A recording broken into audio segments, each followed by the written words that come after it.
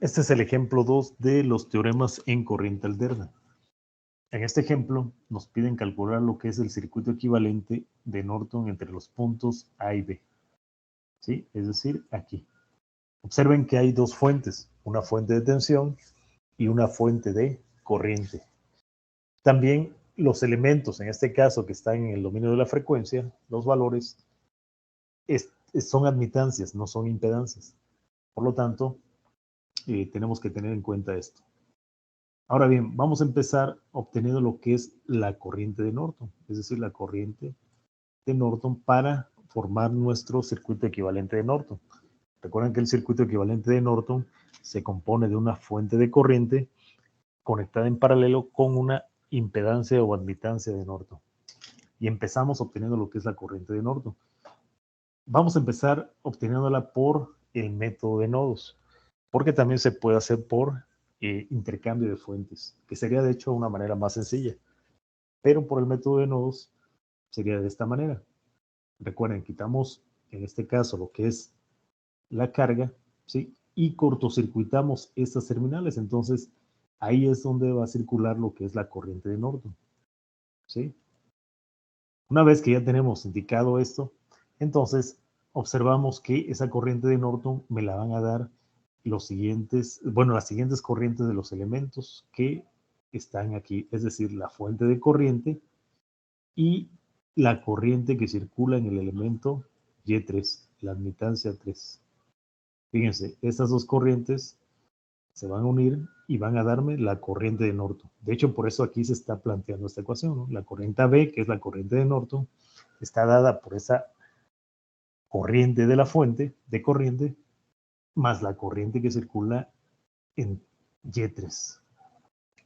Explícitamente aquí está, miren, la fuente de corriente que ya conocemos que vale 5 y por ley de Ohm la corriente en 3 sería Y3 por U2. Es decir, aquí miren, tenemos los nodos que ya habíamos de cierta manera indicado. Aquí está el nodo 1, donde ahí va a estar el potencial 1, es decir, la tensión de este punto a tierra, ¿sí? Y el nodo 2, donde va a estar el potencial 2, es decir, la tensión, el voltaje de este punto a tierra, ¿ok? Entonces, por eso la ecuación para I3 sería Y3 por U2, por ley de Ohm, ¿no? Aquí observamos entonces que necesitamos obtener este valor de U2, como está indicado aquí, por el método de nodos. Entonces vamos a empezar a obtener lo que son las admitancias propias y mutuas de nodos, una vez que ya tenemos indicados esos nodos.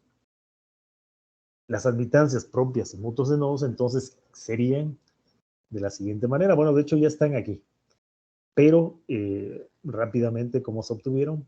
Bueno, recuerden que las admitancias propias de nodos son dos términos y las admitancias mutuas de nodos son tres términos. Entonces, la admitancia propia del nodo 1 sería la admitancia propia del elemento que está conectada al nodo 1.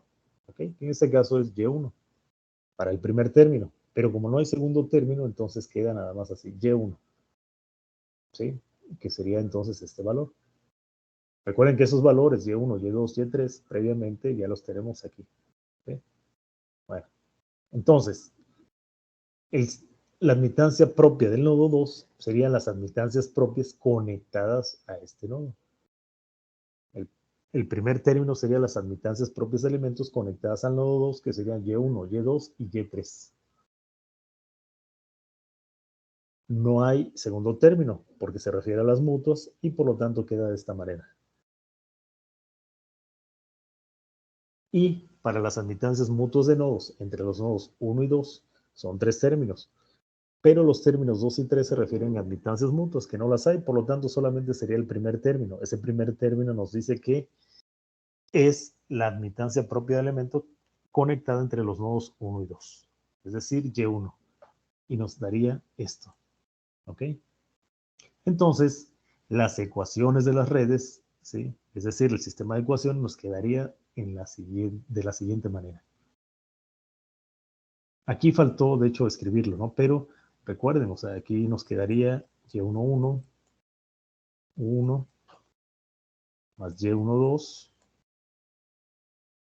U2. Y esto sería igual, en este caso, a la corriente de la fuente de tensión. Y después sería Y21, 1, más Y22, U2. Y esto sería igual a menos 5. Es decir, la fuente de corriente esta, pero negativa porque va saliendo del nodo.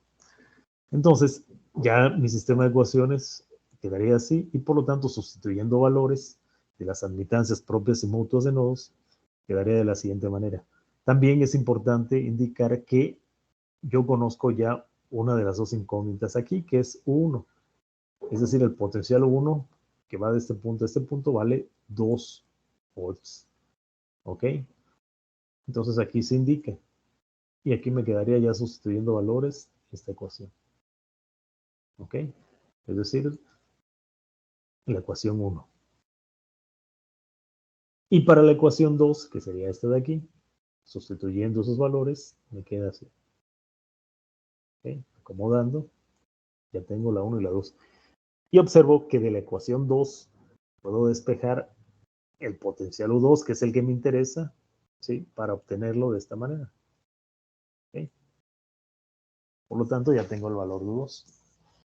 Y si tengo U2, esta parte de la ecuación ya la puedo obtener. Y3 por U2, ¿sí? Ahí está. Sustituyéndolo me da este valor.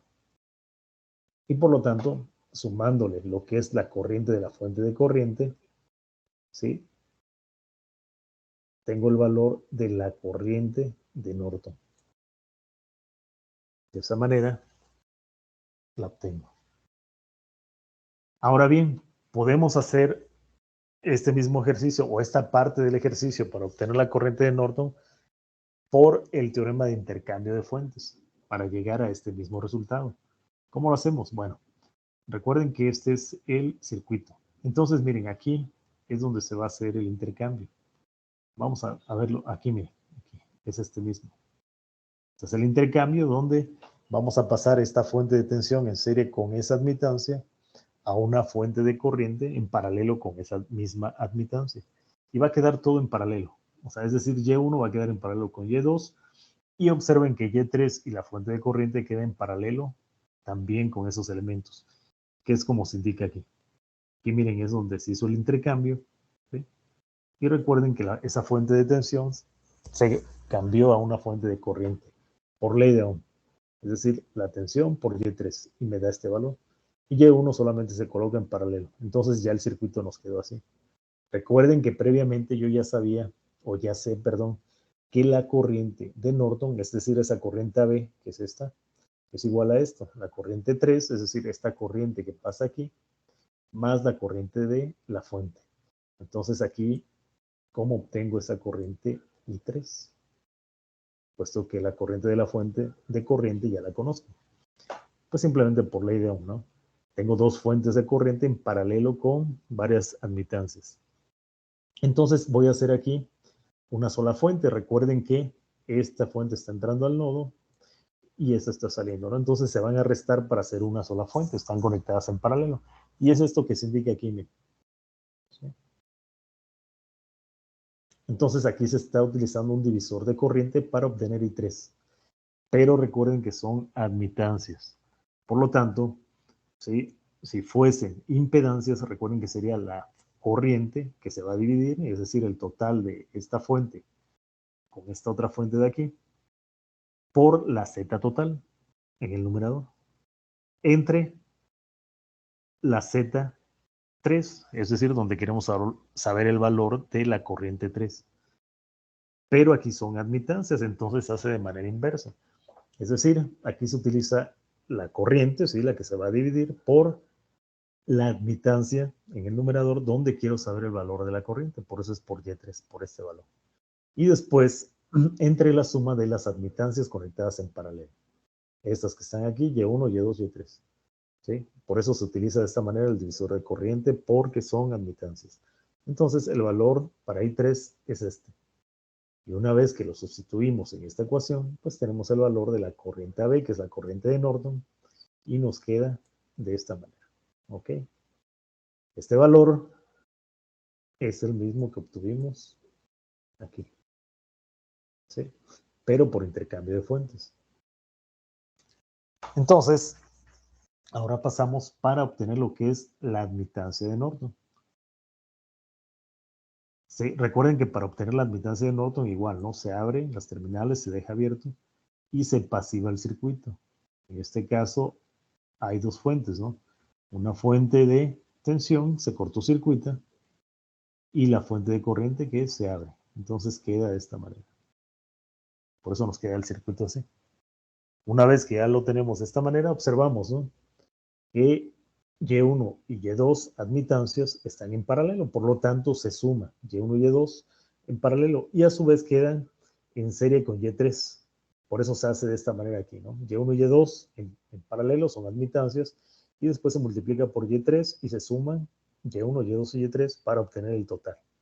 Al final, este total se le va a sumar Y4 porque queda en paralelo con este total, por lo tanto, aquí se le está sumando. Y esa sería la admitancia de Norton, esta que queremos aquí. Si nos interesa la impedancia, pues simplemente sacamos la inversa. Y la inversa quedaría de esta manera. ¿Ok? Aquí las unidades están mal. Aquí serían mos. ¿Sí? Y ya el circuito de Norton, el equivalente, quedaría de esta manera. La corriente de Norton que obtuvimos por el método de nodos o intercambio de fuentes en paralelo con la admitancia o impedancia.